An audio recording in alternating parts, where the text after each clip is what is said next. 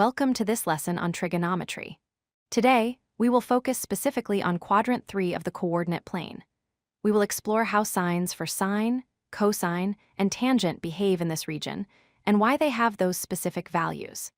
This is essential for solving trigonometry problems involving angles between 180 degrees and 270 degrees. Let's start by orienting ourselves on the Cartesian plane. The plane is divided into 4 sections, called quadrants. We number them 1 through 4, starting from the top right and moving counterclockwise. Quadrant 3 is located in the bottom left corner. It contains all the angles that are greater than 180 degrees but less than 270 degrees. To locate a point in Quadrant 3, we start at the origin. First, we must move to the left along the x-axis, which means our x-coordinate is negative. Then, we move down, which means our y-coordinate is also negative.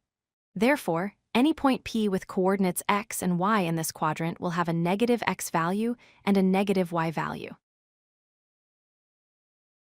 Now, let's look at the sine function. On the unit circle, sine is defined as the y-coordinate of the point on the circle. As we just saw, in Quadrant 3, the y-coordinate is below the x-axis. Because the vertical distance is downward, the value of sine is always negative in this quadrant. Next, consider the cosine function. Cosine corresponds to the x-coordinate on the unit circle. In Quadrant 3, the point is to the left of the y-axis. Since any horizontal distance to the left of the origin is negative, the value of cosine is always negative here as well. Finally, let's determine the sign of tangent. Tangent is defined as the ratio of sine divided by cosine, or y divided by x in Quadrant 3. Since sine is negative and cosine is also negative, we are dividing a negative number by another negative number.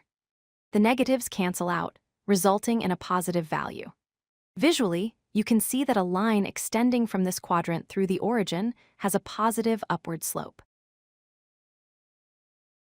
A helpful mnemonic to remember these patterns is all students take calculus. The letter T corresponds to the third quadrant.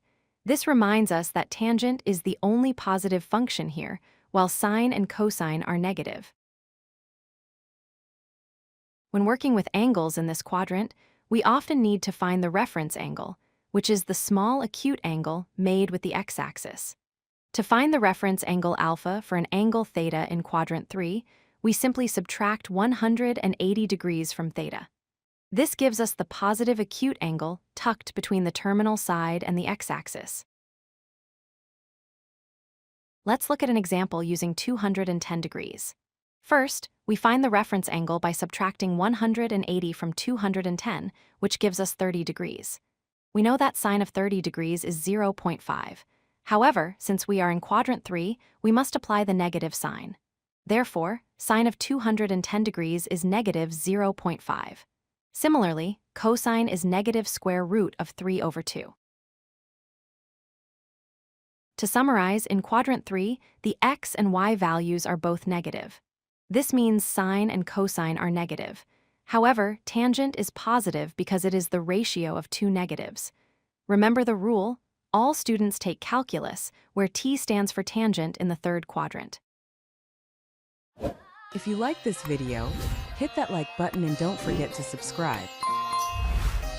Visit codelucky.com for more such useful content.